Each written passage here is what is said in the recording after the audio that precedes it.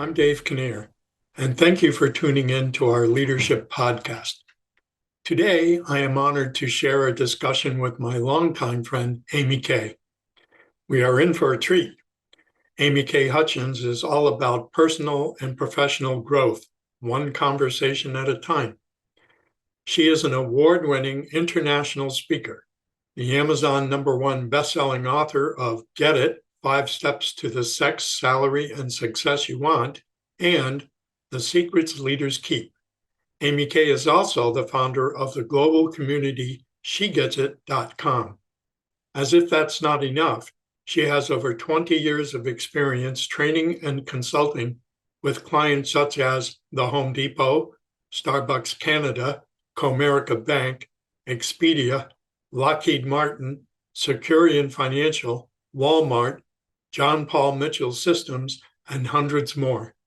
AmyK travels the globe physically and virtually, sharing with executives, influencers, and go-getters how to confidently and competently navigate their most challenging conversations without saying something they regret, giving their power away, or damaging their relationships. So buckle up and prepare for a fast-paced journey into the world of meaningful conversations. So, good morning, AmyK. How are you? I am so good. Thanks for having me, Dave.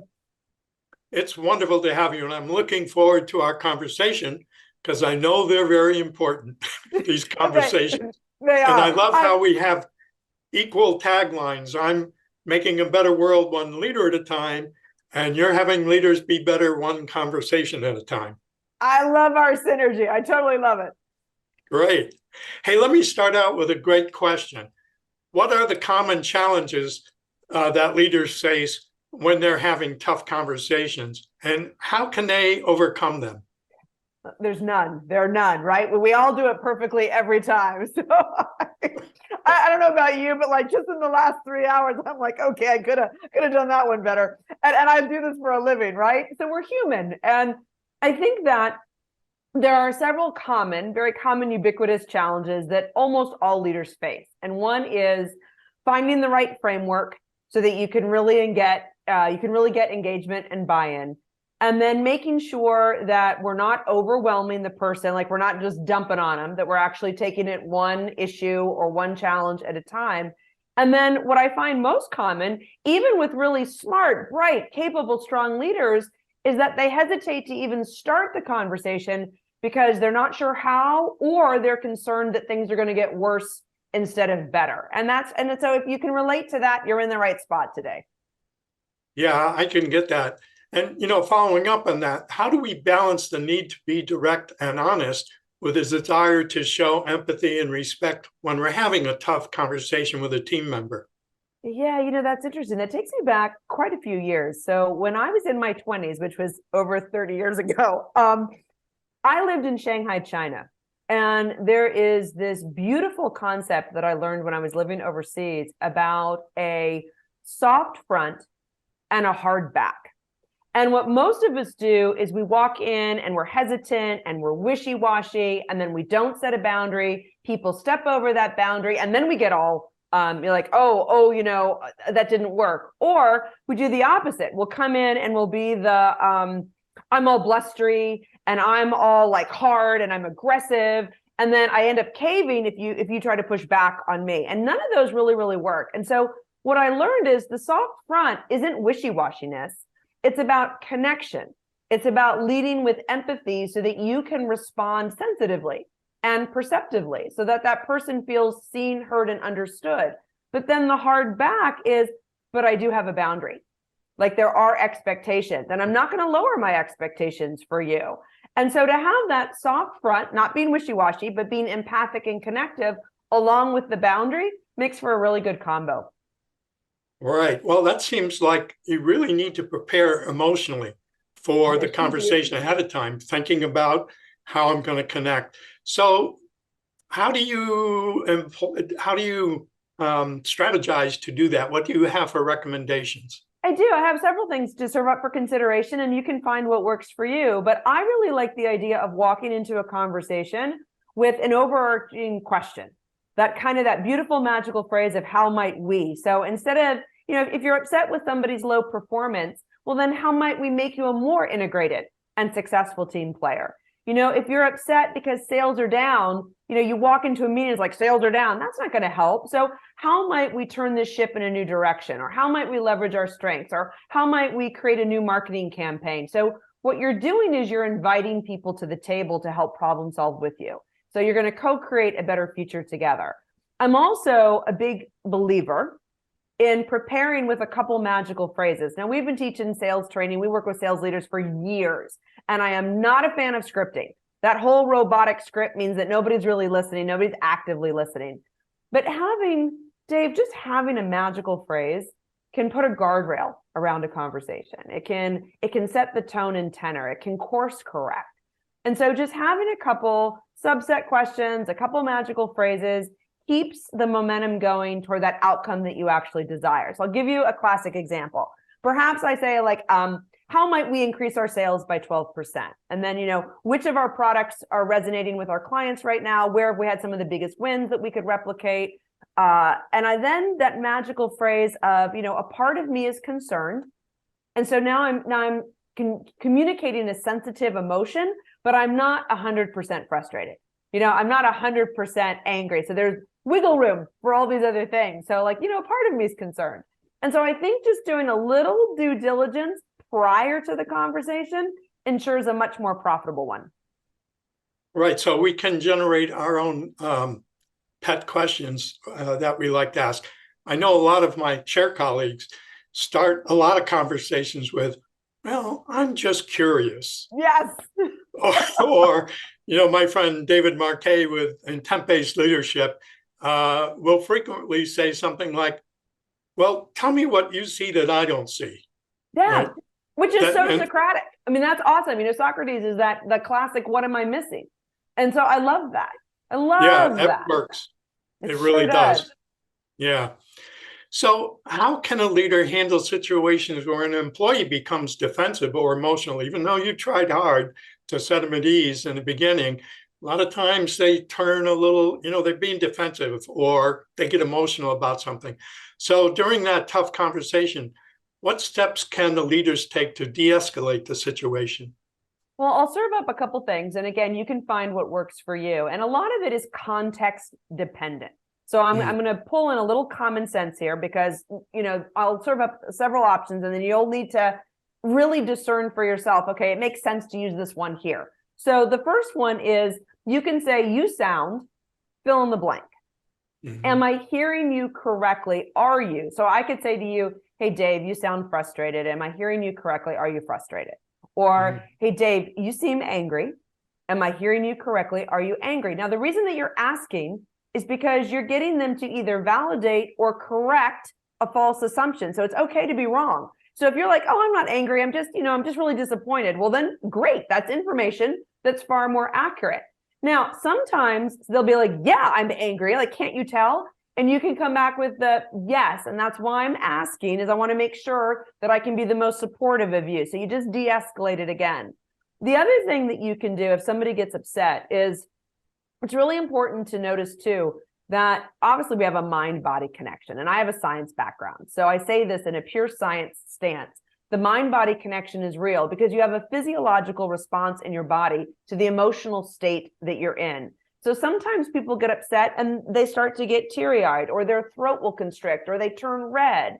And a lot of times people get embarrassed. Just remind them that all of this is happening because they care. So if you start to get upset or if you start to get teary-eyed or you turn red, I can say, oh, okay, hold. Clearly this matters to you. Let's just take a deep breath. Clearly this is important to you. Hang on, let's take a deep breath. And so that's a thing too, to reduce some of the volatility or tension that's in the room. So suppose you're getting really angry. I can say, okay, Dave, clearly this matters to you. Clearly this is really important to you. So let's take a deep breath and let's talk it through.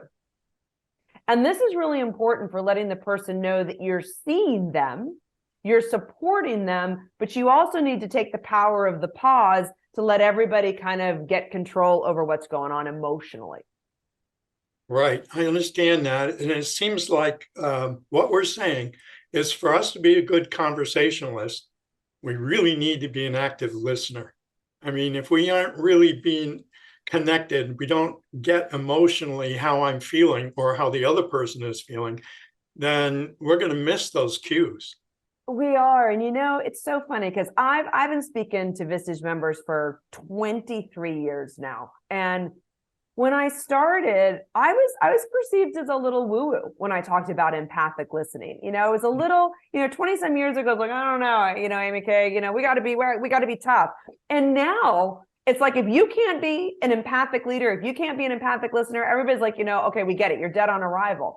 And so Right. I think, to just kind of say it a little bit more irreverently, we all have met that leader that, like, you're looking at him and you're like, I think I'm beating my head against a wall. You don't get it.